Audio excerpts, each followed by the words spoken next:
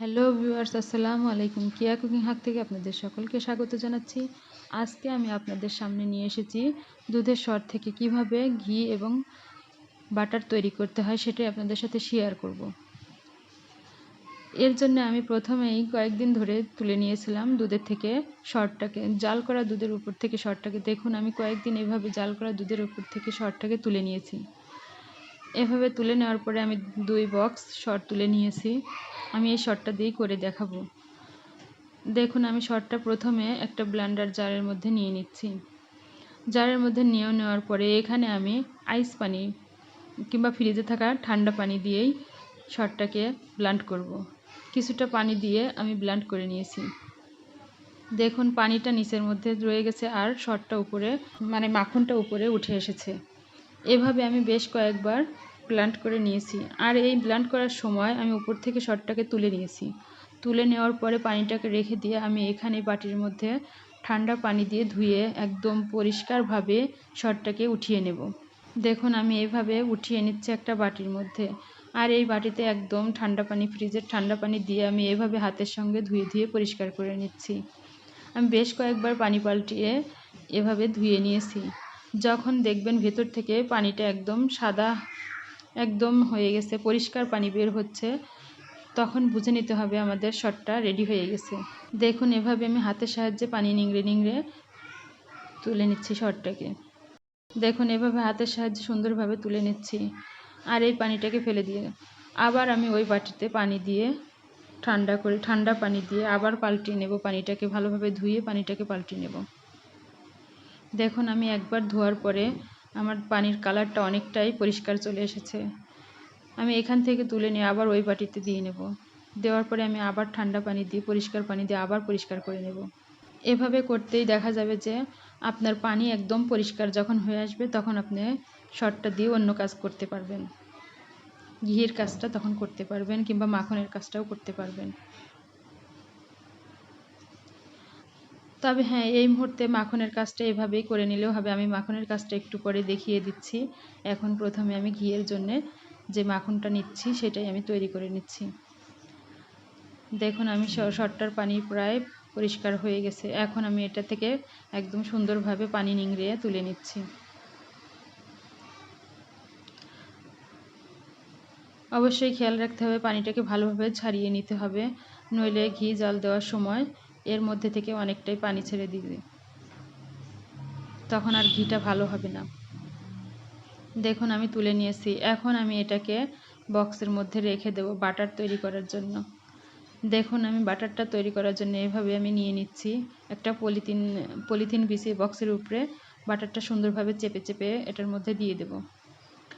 আর এই বাটারটা সেট হতে আমি ডিপ ফ্রিজে রেখে দেবো। সেট হতে 2 থেকে 3 ঘন্টা সময় লাগবে। 3 ঘন্টা পরে আপনাদের সাথে শেয়ার করব। আমি বাটারটা কেটে আপনাদের সামনে তুলে ধরব। দেখুন, বক্সের মধ্যে করে আমি এটাকে ফ্রিজের মধ্যে দিয়ে দিয়েছি। আর এখন আমি এই যে আবারও ওইভাবে একই প্রসেসে সরটাকে তুলে নিচ্ছি।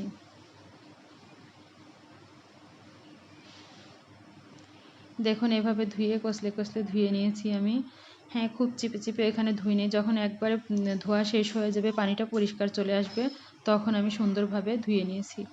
আপনারা চাইলে ধোয়ার সময় একটু আইসও দিতে পারেন এইখানে। দেখুন, এভাবে ধুয়ে পরিষ্কার করে উঠিয়ে নিয়েছি। এখন আমি পানিটার মধ্যে থেকে পানি নিংড়িয়ে নিয়েছি। সরটাকে এখন চুলাতে দিয়ে দিচ্ছি।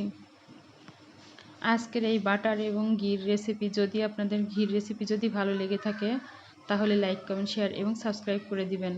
আর আমার পেজে নতুন হলে আপনারা অবশ্যই সাবস্ক্রাইব করে দিবেন। আর যদি কেউ আমার ফেসবুক পেজ থেকে দেখে থাকেন, তাহলে লাইক, কমেন্ট, শেয়ার করে দিবেন। দেখুন, এভাবে ঘিটা আমি জাল করে নিয়েছি ফুল হিটে দিয়েই। ভয় পাওয়ার কোনো কারণ নেই, এখানে একটু ফেনা ভাবটা উঠতে পারে। এটা ভালোভাবে জাল করতে করতে একইভাবে নাড়াচাড়া করতে হবে। আর জাল করতে করতেই ফেনা ভাবটা দূর হয়ে যাচ্ছে। আর দেখুন, ঘির মধ্যে থেকে কত সুন্দর এভাবেই তেলটা ছেড়ে দিয়েছে। দেখুন, অনেক ফেনা ভাবটা উঠে এসেছে। এতে কোনো ভয় পাওয়ার কারণ নেই। এই দেখুন, আমার ঘিটা প্রায় রেডি হয়ে এসেছে। আর একটু কালার করে আমি এখান থেকে নামিয়ে নেব। দেখুন, ঘির কালারটা অনেক সুন্দর হয়েছে আর ঘ্রাণটা অনেক সুন্দরভাবে বেরিয়ে এসেছে। আজকের এই ঘিটা দেখুন আমি বোতলে ঢেলে নিচ্ছি। একটু ঠান্ডা হওয়ার পরে, খুব বেশি ঠান্ডা না, একটু ঠান্ডা হওয়ার পরে ঢেলে নিচ্ছি। ঢেলে নিয়ে আপনাদের সাথে শেয়ার করব। এবং যখন একটু পরে বোতলটা ঠান্ডা হয়ে যাবে, মানে কিছুটা সময় 2-2.5 ঘন্টা পরে যখন ঠান্ডা হয়ে যাবে, সেটা আপনাদের সাথে শেয়ার করব। কালারটা কেমন হবে আপনারা দেখলেই বুঝতে পারবেন, অনেক সুন্দর কালার হবে। আর এইভাবে ঘি বাড়িতে তৈরি করে খেলে সেটা স্বাস্থ্যসম্মত, অবশ্যই স্বাস্থ্যসম্মত হবে। যারা বাড়িতেই তৈরি করে খান তারা আর দোকান থেকে কিনে খেতে চাইবেন না। দেখুন আমার ঘির কালারটা এত সুন্দর হয়েছে। আর এটাকে একটু পরে আমি আপনাদের সাথে শেয়ার করছি।